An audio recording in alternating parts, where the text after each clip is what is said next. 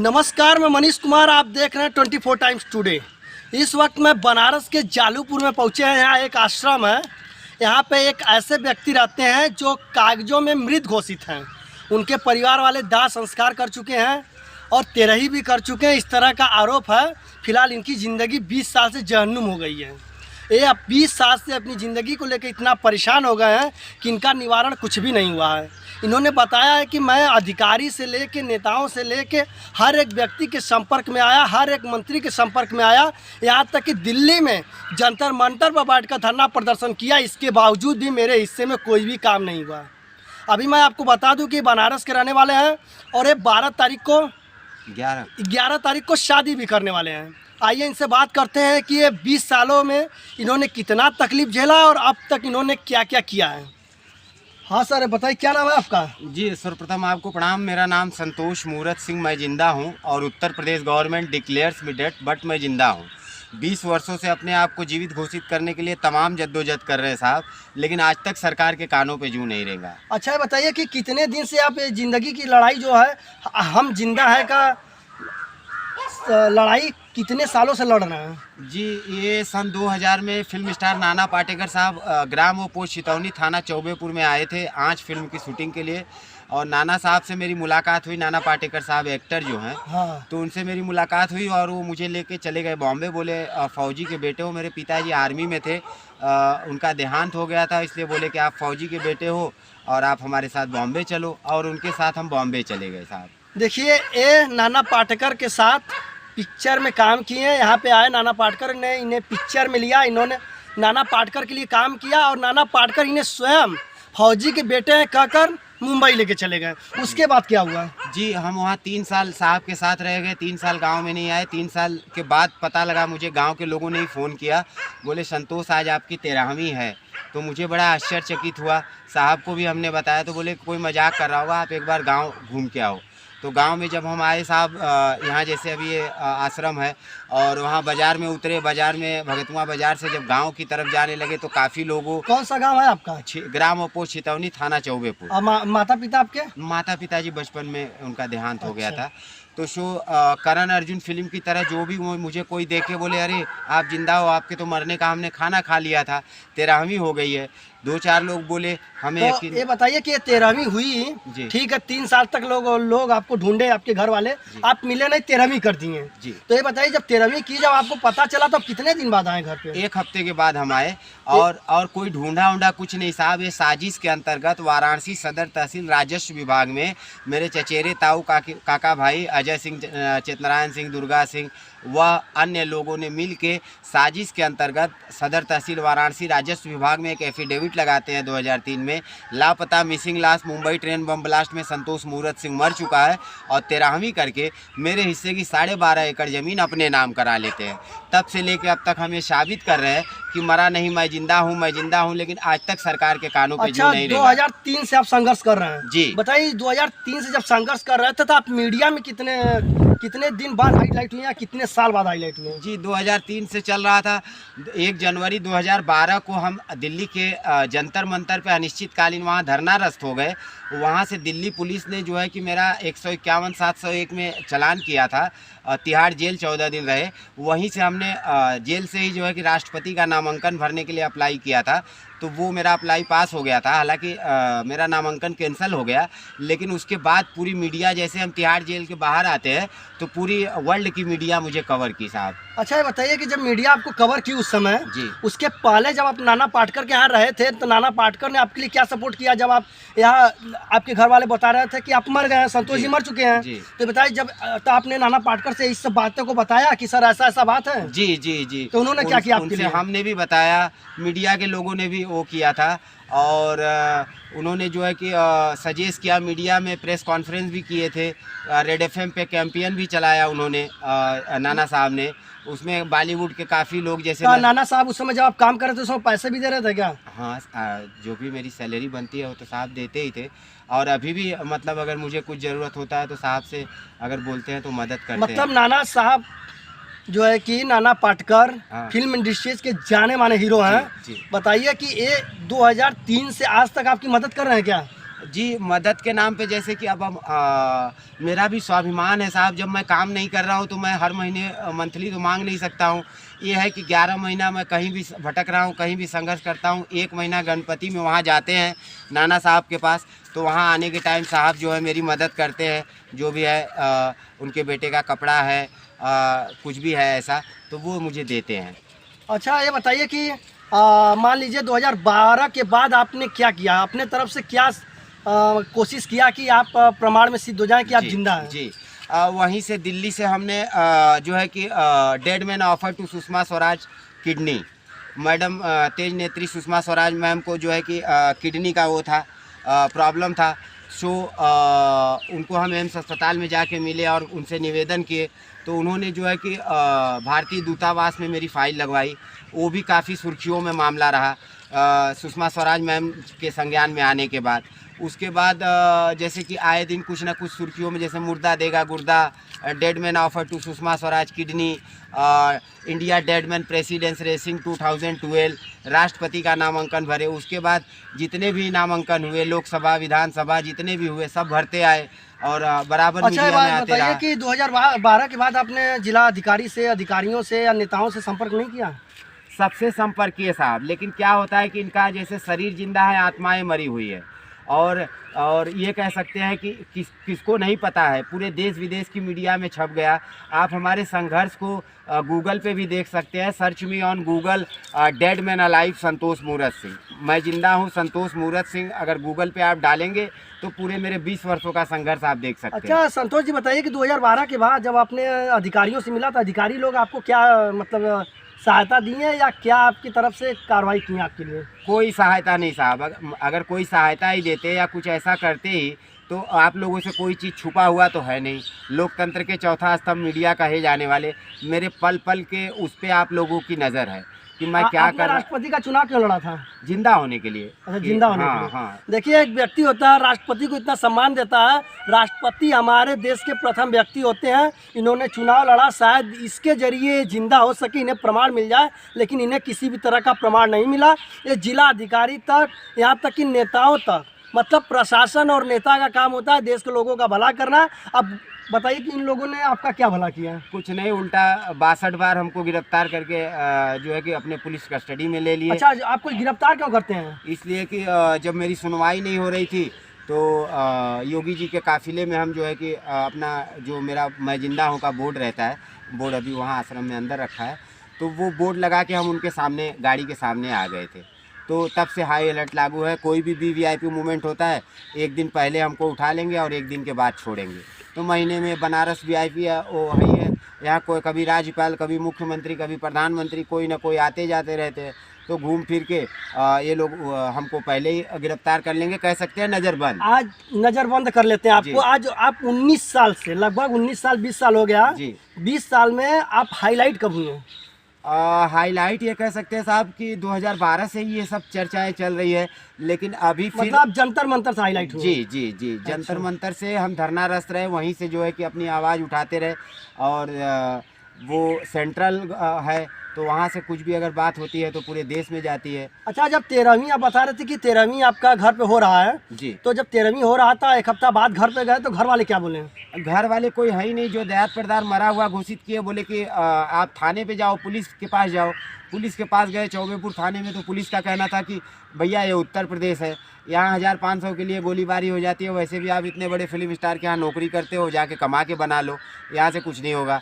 अच्छा आपने और परिश्रम नहीं किया कि मैं किसी और तरीके से अपना नाम जो है कि कार्ड बनवाऊँ, आधार कार्ड हो, पैन कार्ड हो या वोटर ID हो, इस तरह का बनवाने का कोशिश आपने नहीं किया? जी जी, सब कोशिश ही, आज तक हम कोशिश ही तो कर रहे हैं साहब, लेकिन बना नहीं? बना कुछ नहीं। अच्छा गांव में जब गए आपका जमीन था, जब आप जमीन निकलवाने की कोशिश नहीं किए? ज़मीन के लिए जब बोले कि जैसे कि देखिए हमारे जीवन पे फिल्म बना के सलमान खान साहब जीवन हमारा व्यवसाय तुम्हारा बॉलीवुड में कर दिए हैं। अच्छा। और गांव में मरा हुआ घोषित करके ज़मीन हमारी कब्जा तुम्हारा ये लोग कर लिए हैं। बॉलीवुड में भी अब हमारा शोषण होने लगा है। सलमान खान साहब भी फिल्में बना के जब उन पे ये हुआ तो बोले कि भैया ऐसे बहुत से कैरेक्टर हैं, तो ये कह सकते हैं साहब कि गांव का कहना है कि पहले जो लोग मुझे मरा हुआ घोषित किए हैं कि पहले आप जिंदा होगे तब ना जमीन लोगे। आप बताइए 11 तारीख को शादी करने वाले हैं जी। आप, 11 तारीख को 11 बजे संतोष जी शादी करने वाले हैं। हम आपको सारा वीडियो दिखाएंगे उस दिन का कि इन्होंने क्या किया, 11 तारीख को शादी कैसे किया, क्या रस्में था, कौन लोग मौजूद थे। फिलहाल थाने में शादी होगी। जी जी। तो इसके पहले मैं आपसे क्वेश्चन पूछ रहा हूँ कि थाने में शादी तो 11 तारीख को होगी। ये बताइए कि 20 सालों में आपने कितना संघर्ष किया, बताइए लोगों को कि आप कितना दर दर का ठोकरे खाए हैं। जी साहब, ये कह सकते हैं कि 20 सालों से हम संघर्ष ही कर रहे हैं और वही ऐसा कोई शासन प्रशासन का दरवाज़ा नहीं होगा जहां मैंने नहीं खटखटाया। लेकिन सबका मुझे लगता है ये लोग की शरीर जिंदा है, आत्माएं मर चुकी है और मुझे हंसी का पात्र बना के रख दिए हैं साहब। अच्छा ये बताइए कि 130 करोड़ की आबादी है जी। 130 करोड़ की आबादी में कोई ऐसा व्यक्ति आपको मिला जो कहा है कि मैं आपके लिए सहायता करूंगा या आपका सपोर्ट करूंगा या आपके लिए बेहतर करूंगा? जी। पूनम पंडित। पूनम पंडित? जी। अरे पूनम पंडित तो काफ़ी चर्चित नेता है, बताइए इस समय वो कांग्रेस से हैं। जी। ये बताइए कि आप उनसे मिले हैं तो उन्होंने आपको आश्वासन दिया है कि हम आपके लिए बेहतर करेंगे, तो दोबारा आप उनसे मिले? नहीं, मैं मैडम से नहीं मिला था, मैडम मुझसे मिलने आई थी जंतर मंतर, पूनम पंडित मैम। अच्छा। और उनके आने के बाद पूरा पार्लियामेंट स्ट्रीट का जितने भी जो शेर बना रहता है, तलवार लगा रहता है, जितने भी बड़े IAS PCS हैं, सब लोग आए मुझसे मिलने उनके आने के बाद कि बोले 130 करोड़ की आबादी में अगर कोई सहायता करने आया था तो इनका पूनम पंडित एक ऐसी चर्चित चेहरा है और चर्चित नाम है जिन्हें हर एक व्यक्ति जानता है। अब मैं आपको बता दूं कि पूनम पंडित के आने के वजह से ही हाईलाइट हुए हैं, इनका मैटर हाईलाइट हुआ है, लेकिन हाईलाइट होने के बावजूद भी कोई कार्रवाई नहीं हुआ है। तो बताइए कि आप 20 साल के संघर्ष में किए हैं, अब शादी क्यों कर रहे हैं? शादी ये कर रहे हैं, मेरा मानना है साहब कि जहां मुझे मृत घोषित कर दिया गया है, एक मृत व्यक्ति से इस पृथ्वी पे कोई प्यार नहीं करता, तो किसी से प्रेम की अपेक्षा रखना। 20 साल पहले? जी। अच्छा आप पहले आप बोलिए। तो मुझे मृत घोषित कर दिया गया है और मेरा मानना है कि किसी मृत व्यक्ति से कोई प्रेम नहीं कर सकता, अगर करता है तो उससे अपेक्षा रखना भी वो बेईमानी होगा। इसलिए मैंने अपने आप से ही एकल विवाह करने के लिए आज आप कितने वर्ष के हैं? हम 37 साल के। 37 साल के हैं आप। 20 साल पहले मान के चलिए कि 18 साल के रहे होंगे। जी जी। 18 साल के रहेंगे, उस दौर में भी आपको कोई लड़की नहीं मिली शादी करने के लिए? जी, उसके लिए आप मीडिया में आप जान ही रहे हैं, मेरा एक लव मैरिज भी हुआ था बम्बई में, महाराष्ट्रियन लड़की थी, लेकिन शादी नहीं हुई और चूँकि इसलिए नहीं हो पाई कि आई एम डेड मैन, मरा हुआ हूँ। उनका मीडिया में प्रेस कॉन्फ्रेंस करके उन्होंने कह दिया कि मैं मरे हुए आदमी के साथ शादी क्यों करूँगी, मैं आज की पढ़ी लिखी लड़की हूँ और वो बॉलीवुड में मराठी फिल्मों में हीरोइन बन गई, उन्होंने मुझे छोड़ दिया। कह सकते हैं मेरी गर्लफ्रेंड बॉयफ्रेंड वाला जो वो था वही। अच्छा। और शादी नहीं हुई थी। तो इस वक्त आप कहाँ रहते हैं बनारस में? देखिए ऐसा है साहब, हम तो दिल्ली जंतर मंतर पे धरनारस्त है, यहाँ आते हैं तो कभी आश्रम, कभी जो है कि मणिकर्णिका घाट पे ज़्यादा रहते हैं और यहाँ पे आश्रम पे इसलिए आए हैं कि आज में हरदी मटमंगरा वाला व्यवस्था है तो एकल है, तो हम अपने हिसाब से ही देखिए सब पत्ता वत्ता तोड़ रहे हैं। अभी शाम को जो है अपने हाथ से ही जो हिंदू रीति रिवाज के हिसाब से शादी का प्रावधान होता है, जैसे हरदी है, मटमंगरा है। अच्छा, ये आश्रम पर ही क्यों रहते हैं? क्या आश्रम पर आपको खाने पीने की भी चीज़ें मिलती हैं? जी जी जी। अब ऐसे कहाँ भटकोगे साहब, जान माल का खतरा है और खाना कहाँ मिलेगा शाम को? देखिए हमारे धर्म में चाहे किसी भी धर्म हो, चाहे वो मंदिर हो, चाहे मस्जिद हो, चाहे गुरुद्वारा हो, चाहे आश्रम हो, आप कहीं भी जाएंगे वहाँ पे साधु संत जो होते हैं वो चाहते हैं कि समाज का भला हो। ये व्यक्ति संतोष जी इतने पीड़ित व्यक्ति हैं कि इतने दर दर की ठोकरें खा रहे थे कि आज इन्हें एक आश्रम रहने के लिए ठिकान दिया है और खाने के लिए भोजन दे रहा है। अब बताइए कि आप शादी जो है जी लड़की दोबारा प्रयास नहीं किया किसी लड़की से मेरी शादी हो? जी नहीं, उसके लिए हमने कितनी बार जो है कि प्रार्थना पत्र जैसे थाने पे दिया, डीएम साहब के यहाँ दिया, सेहरा बांध के भी हम गए, काफ़ी सुर्खियों में रहा, मीडिया में भी आया था। तो डीएम साहब ने आपको क्या आश्वासन दिया था? कुछ नहीं, डीएम साहब के जो PRO हैं वो मेरा ज्ञापन लिए और बोले कि कोशिश करते हैं, हमने लिख के दिया था कि भैया नौकरी और जीवन साथी की व्यवस्था की जाए हमारी। मैं भले ही कागजों में मरा हूँ पर वास्तव में तो मैं ज़िंदा हूँ, मेरी भी इच्छाएं है, मेरा भी हर चीज़ है, मुझे बुढ़ापे में एक लोटा पानी कौन देगा? आज तो मान लो हाथ गोड़ चल रहा है, दौड़ धूप के इस आश्रम उस आश्रम, कभी मंदिर, कभी मस्जिद, कभी गुरुद्वारा, प्रसाद खा लेते हैं और जब मेरा पौरुख थकेगा तो मैं कहाँ जाऊँगा? इसलिए एक जीवन साथी का होना बहुत ज़रूरी है। तो उनको हम 2 साल पहले दिए थे, लेकिन आज तक कुछ नहीं हुआ। तो नहीं हुआ तो हमने कहा कि भैया ऐसा है कि हम अकेले ही जो है कि करेंगे, एकल ही अकेले इस पृथ्वी पे आए हैं, अकेले जाएंगे। बात करते करते इनका दर्द बयां कर गए कि इन्हें बहुत तकलीफ होती है। आप इनके आंसू देख सकते हैं कि ये रोना चाह रहे हैं लेकिन रो नहीं पा रहे हैं। इनकी ज़िंदगी इतनी बस से बदतर हो गई है कि दर दर की ठोकरें खा रहे हैं। बताइए कि आप अधिकारियों से मिले तो कितने अधिकारी आपसे आपको आश्वासन दिए, या कोई अधिकारी तो ऐसा मिला होगा जो कि आपके लिए ठोस कार्रवाई किया होगा प्रशासन में? कुछ नहीं साहब, 28/6/2012 को पूरी मीडिया जो है लखनऊ हजरतगंज थाना में लेके गई थी, और वहाँ पे उस समय तत्कालीन सीएम अखिलेश यादव थे। उनके संज्ञान में मैटर आया, उन्होंने एफआईआर लखनऊ हजरतगंज थाना में 28/6/2012 को नील पे उन्होंने एफआईआर लिखवा दिया वहाँ। अखिलेश यादव जी ने? अखिलेश यादव पूर्व जी, मुख्यमंत्री? हाँ, पूर्व उस समय मुख्यमंत्री थे वो। हाँ। और उसके बाद वो एफआईआर आज तक यहाँ पहुँचा नहीं, चौबेपुर थाने में। जब यहाँ पूछते हैं तो बोले कि आया नहीं, वहाँ पूछते हैं तो चला गया। तो जब वहाँ से चला गया, यहाँ आया नहीं, तो बीच में कहाँ गया? तो ऐसे ये लोग घुमाते हैं साहब, और हमारे पीड़ा को, हमारे दर्द को कौन समझता है। और लोग कहते हैं कि संतोष, इतना जो है कि आपके जीवन पे डॉक्यूमेंट्री, शॉर्ट फिल्में सब बन गई हैं, लेकिन आज दैनिक स्थिति है कि 10 रुपये चाय पीना हो साहब। अच्छा, आप इतना 10 रुपये चाय पीना, क्या बताओ? तो नहीं होता है साहब। तो कभी कभी जैसे कि आप लोग जैसे कलम वाले दीदी, कलम वाले भाई, कोई मिल गया, बोले मैडम भूख लगी है साहब, भूख लगी है, खाना खिला दो, चाय पिला दो, तो कोई भी मुझे चाय पिला देता है, कोई भी खिला देता है। कोई जैसे कि पूछता है, जैसे कि आपका कुछ मदद करना है तो मेरा गूगल पे अकाउंट है भैया, उस पर भी 150 भेज देते हैं। अगर आप कहेंगे तो वो बोल दें। नहीं, आपका गूगल पे है, जिस नंबर पे है आप वो नंबर हमें दे दीजिएगा, और हम आपके स्क्रीन पर चला देंगे। और जिनकी इच्छा होगी 150 कर सकते हैं, इनका पेट चल सकता है। फिलहाल ये लाचार है, आप लोग का ही सपोर्ट है। मैं गूगल पे इनका नंबर जारी कर दूंगा। अगर आपको जो भी इच्छा होगा आप 10, 20, 25, 50, 100 इन्हें दे दीजिएगा, ताकि ज़िंदगी में कुछ ऐसे काम करिए जिसका गवाह सिर्फ खुदा हो, इंसान नहीं। इस व्यक्ति का, आप ऐसे व्यक्ति का आपको भला करना चाहिए। मैं इनका नंबर आपको स्क्रीन पर दे दूंगा, गूगल पे दे दूंगा, पूरा डिटेल दे दूंगा। आप अपने मन मुताबिक जो भी देना चाहें आप गूगल पे के ज़रिए दे सकते हैं। एक दे देना बहुत बड़ा दान है, क्योंकि भगवान जो है कि ये दान को देखेगा, इंसान तो नहीं देखते, लेकिन ज़िंदगी में कुछ ऐसे काम जरूर करना चाहिए जिसका गवाह सिर्फ इकलौता भगवान हो। आप बताइए कि आप 11 तारीख को शादी कर रहे हैं? जी कर रहे हैं साहब। अच्छा, शादी में किसको किसको इनवाइट किए हैं, कौन कौन आ रहा है? सबको अपनी तरफ से हमने प्रार्थना पत्र प्रधानमंत्री, मुख्यमंत्री, राष्ट्रपति सबको दे दिए। अच्छा, प्रधानमंत्री कई बार यहाँ पे आए हैं, मुख्यमंत्री भी आए हैं, मुख्यमंत्री से आपने मिला है? अरे उनसे मिलने से पहले साहब हमको गिरफ्तार कर लेते हैं, हमको बंद कर देते हैं, उठा के नज़रबंद कर लेते हैं।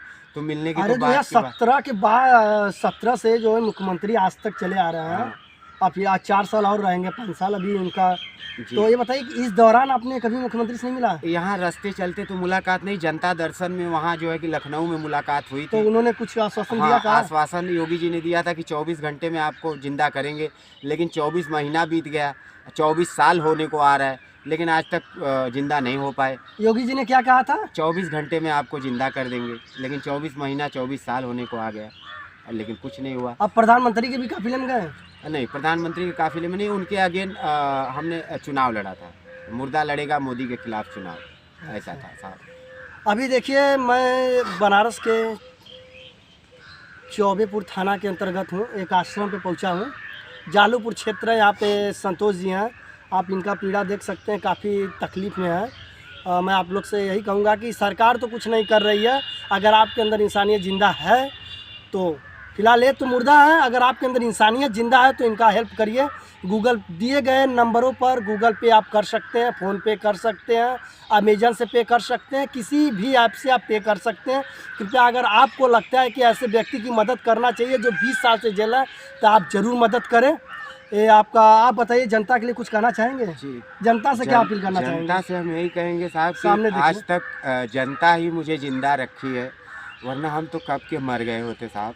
आज तक अगर मैं आज तक आप लोगों के सामने अगर कुछ शब्द बोल रहा हूँ, कुछ भी ऐसी चीज़ें हैं, तो बोले कि आज तक जैसे विदेश के मीडिया वाले आते हैं, आप बोलते हैं आपकी फीलिंग्स बताओ, आपके जीवन के बारे में बताओ, जनता के बारे में बोलो, तो बोले साहब 5 उंगलियां एक बराबर नहीं होती है। मतलब कभी कभी ऐसा लगता है साहब कि जनता ही भगवान है, क्योंकि जब हम भूख में रहते हैं या तबीयत ख़राब हो जाए या कुछ ऐसा होता है तो कोई कोई अपना कपड़ा तक उतार के मुझे, मतलब अब शर्ट फटा हुआ है, बोले कपड़ा ही निकाल के दे दिए, बोले कि लो आप पहन लो। तो बड़ा अजीब लगता है साहब कि देखो आज भी भगवान, बोले इंसान में ही भगवान है, तो आज भी अच्छे लोग हैं पृथ्वी पे। इसलिए हमारे देखिए प्रशासन कागजों पे तो मृत घोषित है, रो रो कर अपनी गुहार लगा रहे हैं। अगर आपके अंदर में दया होगा, अगर आपको लगता है कि ऐसे व्यक्ति की मदद करनी चाहिए तो आप ज़रूर करिएगा। मेरा भी आपसे रिक्वेस्ट है, संतोष जी भी रिक्वेस्ट कर रहे हैं कि भगवान जनता ही है। अगर आप लगता है कि आप भगवान हैं, अगर आपको लगता है कि भगवान आप लोगों को बनाया, आपके अंदर इंसानियत है, तो संतोष जी का हेल्प करिए। बस मेरा आपसे यही रिक्वेस्ट है। धन्यवाद आप लोग का।